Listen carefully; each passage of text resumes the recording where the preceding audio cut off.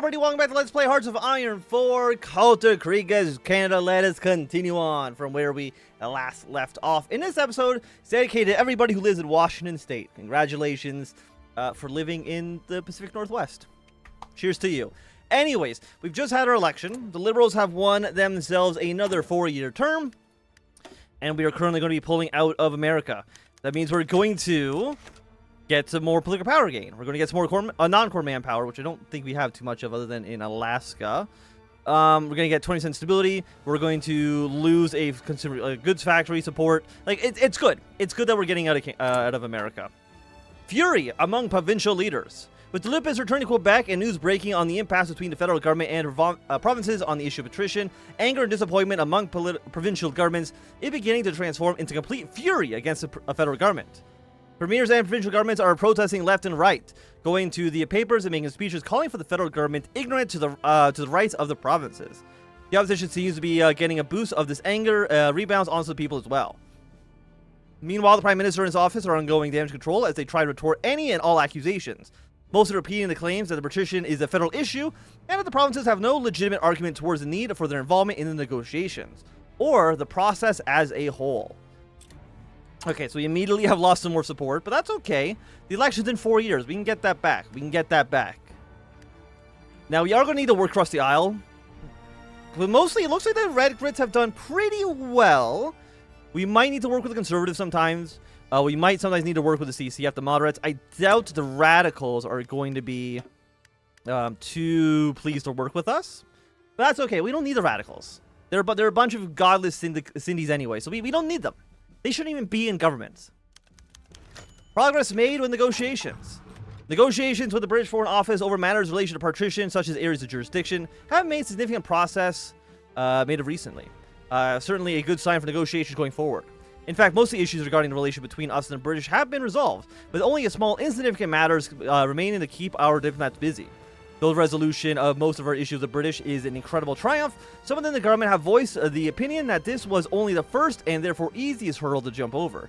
These members believe that once we start proposing changes to legal workings of Canada itself, we may see outrage among some of the provinces, notably Quebec. Only time will tell if they are correct. But we'll get our political power, plus 25.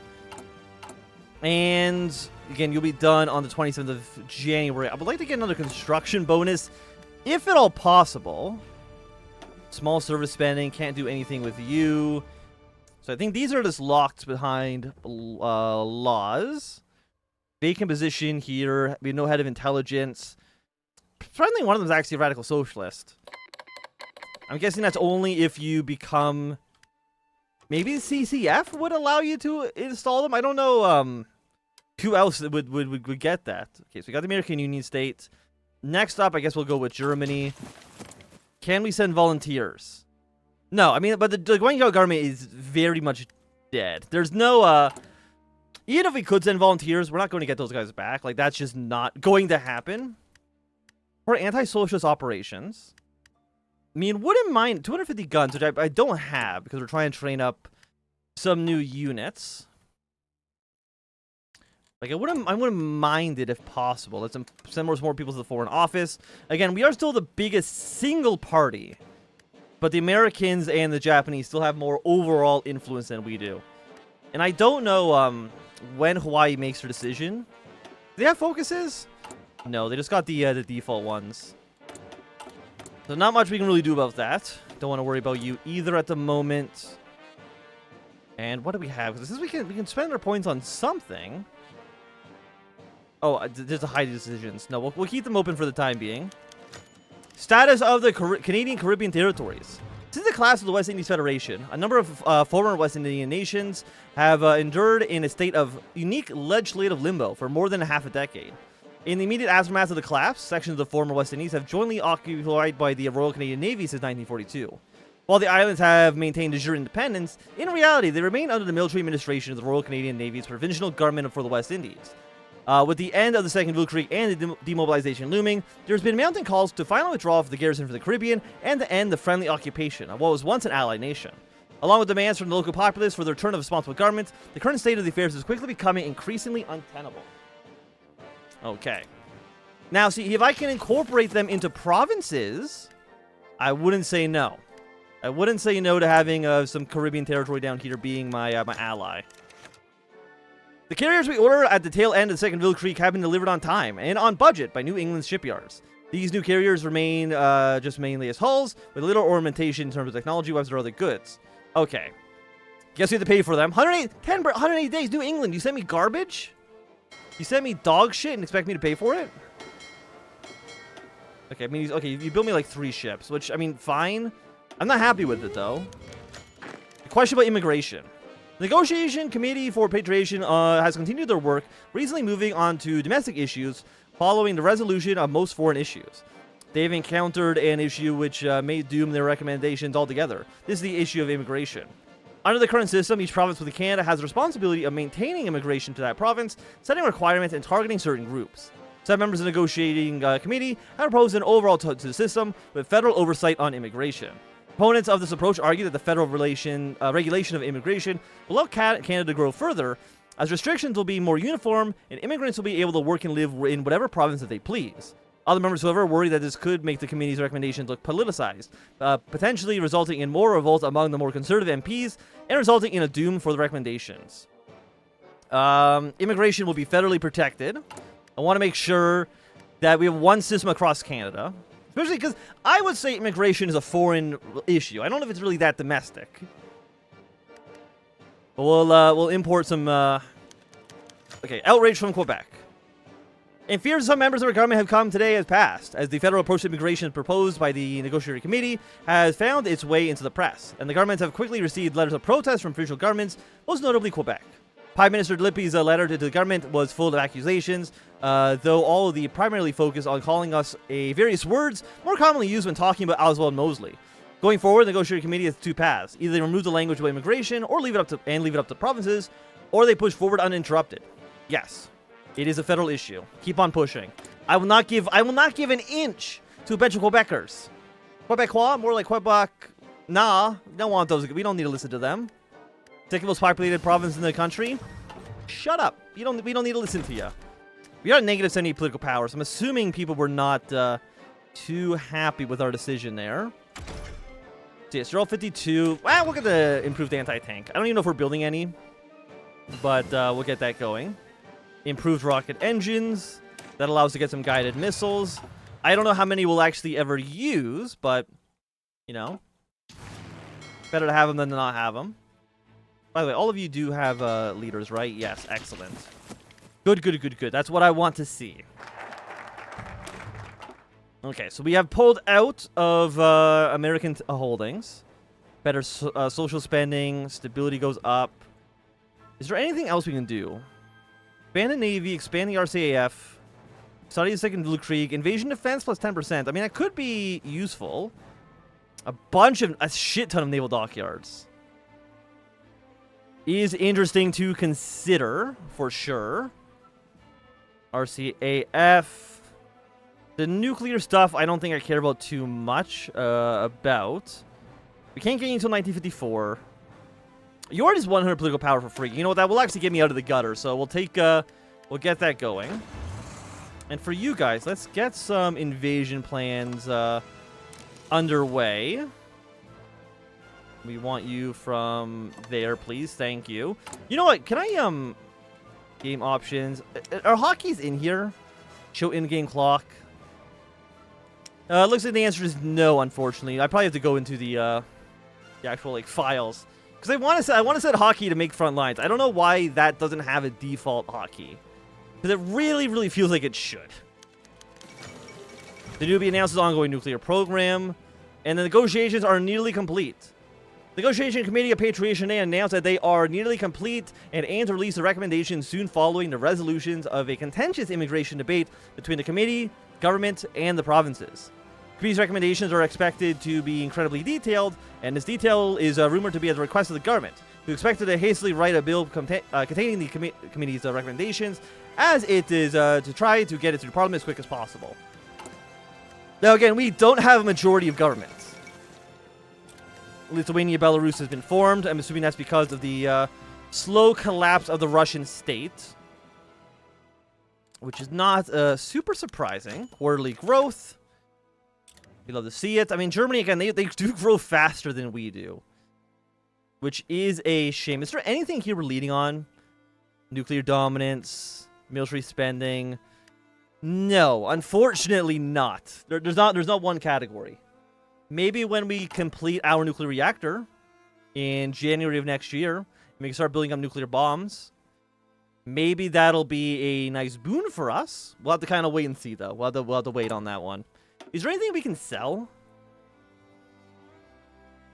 Anything we can get rid of? You know what? We have a ton of convoys. Let's see if we can sell 200 of those bad boys. Because I want to be able to buy and build my stuff faster. I think that'd be nice. Okay, the Canadian shield. What can we go there for? Aluminum. Steel. Again, a lot of stuff that's actually, like, not that great. None of it. Northwest Territories. Manitoba, we can get some more chromium there in Brandon. I mean, it's an interesting idea. Or aluminum. A ton of infrastructure and some synthetic refineries is nice. Can't do you until 54. Can't do you until 54. So this whole area is actually kind of blocked off for now. From sea to sea, some naval dockyards. Intelligence. You know what? Let's expand social welfare. That is going to get us more stability, more war support, more factory output. Liberals will get more popular. Looks good to me. The West Indian Union is pushed to join the Confederation. Today, local representatives of the island of Barbados, Bahamas, Bermuda, and the British Leeward Islands, and the British Windward Islands present a petition to the interim government for the West Indies requesting for a formal admission into the Canadian Confederation. Interestingly, this marks the third proposed expansion of Canadian Confederation of the 20th century since its creation of the provinces of Alberta and Saskatchewan in 1905, and the incorporation of Newfoundland in 1926. However, such a motion remains a divisive subject in Parliament. Incorporating the islands would require both substantial economic and institutional support from the federal government until they are able to feasibly support themselves. Furthermore, there is the question of how much power should be granted the islands. Should be granted the autonomy of the provinces, or they should be made into territories with the federal government maintaining tight control over internal affairs such as taxation. Then again, there's nothing legally binding us about the petition. We could always just go to the status quo that has served us well until now. Well, I will like to do it. I mean, if we have to give them a Nunavut or a, Yukon situation, that's fine. I mean, I wouldn't mind even making them provinces, honestly. Oh, Argentina. No, Central America wants to buy 20 convoys? Absolutely. Today, the Negotiating Committee Partition has released their list of recommendations. These recommendations, as anticipated, were incredibly detailed, mostly focused on the process of amending the Constitution. Following the announcement, Prime Minister Louis Saint Laurent announced the government's intention to produce a bill in Parliament containing the committee's recommendations. Excellent. The future of Canada is now. And does that go to a vote? Not yet. After 1950, as we have not begun the Seaway. So we could do to begin the Seaway. We can try to do something in NATO, which I think could be nice for us. Shanghai has fallen. I mean, yeah, like the Chongqing government or the Guangzhou government is dead as fuck. Which I think is going to be like a 25-point swing for the Germans, presumably. One little bit ahead of time on this. You're all 1950. We could try to go for some better boats. You know what? Let's get for the diesel-powered emergency pumps. We'll even spend the 50 naval experience on that. I think that seems worthwhile. Once they take Guangzhou and I think they take Kunming, that should force a peace event, if I'm remembering correctly from when we played as Germany. It's very, very unfortunate that the Federalists were just not able to do what they needed to do. There goes Kunming. Guangzhou will fall in a moment. And the British North American Act of 1949.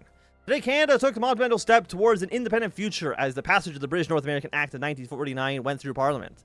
The bill, as a result of the work of the Negotiating Committee of Partition of the Foreign Office, established a process for amending the Constitution of Canada without the assent of politicians in London. In essence, once Westminster passes the bill on their own, Canada will officially have the freedom to decide its own political destiny. The next steps ahead are for the Governor-General to grant royal assent to the Act, and then for Westminster to pass an act ending the power of the British Parliament to amend the Constitution of Canada. And Guinea's independence. Okay. Congratulations to you guys. You know, I like your flag. I like the little peacock. I think it's a peacock anyway. I'm a fan of it. And I'm kind of surprised that it does not go to a vote. Because again, we don't have the votes immediately. I think that the CCF would probably back us on this, but you know, we didn't actually go to a vote. Following the passage of the British North American Act of 1949 through Parliament last week, all eyes turned with curiosity towards the Governor General. Uncertainty remains regarding whether or not the Governor General would grant assent to the act, potentially fearing dismissal by Edward VIII if he did so. Such uncertainty today was quelled as Governor General Albert Windsor today granted royal assent to the act. And now all eyes shift to Westminster to see whether or not the British Parliament shall give their own assent and officially grant Canada the power to amend its own constitution. So our Governor General is Albert Windsor, who is the Prince, right? He's the King's brother. Governmental debates. Is that progressive MPs? Who's in charge right now? It's the Conservative Party, right? Or right now they're the National Party. The Canadian Caribbean Act. Today, Parliament votes on a historic bill. After a month of petitioning the government, activists have currently occupied Caribbean territories have claimed a chance to gain some representation in government. The Canadian Caribbean Act comes to a vote this month after weeks of drafting. The act proposed by the members of Parliament Jack Smith, representing York North, would see it that the territories become provinces within Canada, one of the first expansions of Canadian territory since the annex of the Dominion of Newfoundland in 1926. Of course, the act isn't guaranteed to pass, as it is radical. Some proponents, members of Parliament, are arguing to designate the islands as territories rather than provinces. Other more conservative members are arguing to keep the status quo. Okay. So do we want to make them territories? Or do we want them to be provinces? It's a great, great question. 79,000, 300,000, 219,000. I mean, that would... I mean, I would kind of... I mean, I get... No, it would be the smallest... Well, I get no. I mean, Prince Edward Island is 110,000, so it wouldn't be the smallest province. You know what? The act will pass. Welcome, welcome to Canada. So are you now cores? You are. Unfortunately, you don't have... Okay.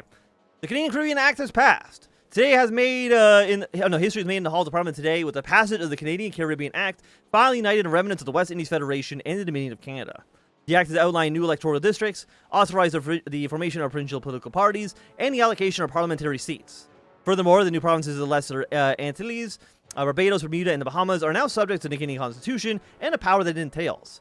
For the moment, the federal government has mandated a temporary integration period as powers are transferred to new provinces and institutions are being established. So you get some more cores, more political power, the Liberals become slightly more popular, and we've gotten more seats, I think. But we actually... Have we lost actually more seats than a majority? I think we have, which is very, very funny. Semi-elite military. What is our military spending at right now? 52.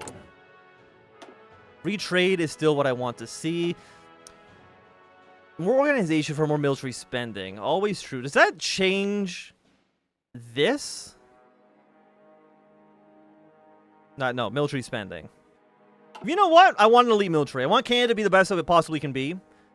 I'm willing to spend a lot of military spending on this. We need Canada to be as powerful as possible. So we'll get the organization. We'll spend way more money on our military. It is what it is. You know, we gotta do what's good for all Canadians, and that's give every Canadian a gun. Okay, there's our basic guided missiles. We're not building any of them quite yet, but you know what? Maybe one day. And you know what? We get some computers. Get our research bonus up. Get our research speed, 8%. Looks nice to me. How are you guys all doing? Still pretty poor, unfortunately. Like, we need a lot more factories to get to where I want to be, military-wise. Anything to do here? We're at 19%. We'll spend another 50 points on you. And it's looking good. It's looking good. Okay, new president of New England. They are now a social conservative of the Democratic Party. That is A-okay. So this goes from partial mobilization to early mobilization. Military spending goes down by 5%. Population fuel demand goes up. This just seems bad, but I don't know if there's anything I can really do to change it. Let's go from C to C, because that'll open up another NATO vote for us. And we're very, very, very soon... military spending is so expensive, man. Very, very soon. we'll be able to have some nuclear weapons, which will be nice for us. I love nuclear weapons. Canada needs more of them. As many nukes as we can possibly get our hands on. Okay, so there is support weapons done. Anything else for 19... Actually, we said 1948 planes we should be getting. So let's upgrade our aircraft. You know, we do not want to be using World War II era jets in the Cold War. That is how we're going to get shot down by enemy German bombers. Syndicalists seize Madrid. The SWF immobilized and marched upon Madrid, seizing control of the Spanish government. Minor resistance persists across the rural west, but the right is still too tired from the Civil War to put up any resistance. So Spain has gone socialist. The PSU is once again taking power. They've left the Accord. They're still getting Montgomery aid, you pieces of shit. I gave you so much stuff as well. Unfortunate, unfortunate. I mean, I'm still willing to be friends with Spain. If Spain's willing to be friendly against Germany, I'm okay with that. But I think for right now, with the new government, patrician in place, and the West Indies having joined the Canada, this is going to be a good time for us to end this episode. So if you have enjoyed, bring a thumbs up. Now, if you want to do a thumbs down, you want to see more, subscribe, and goodbye.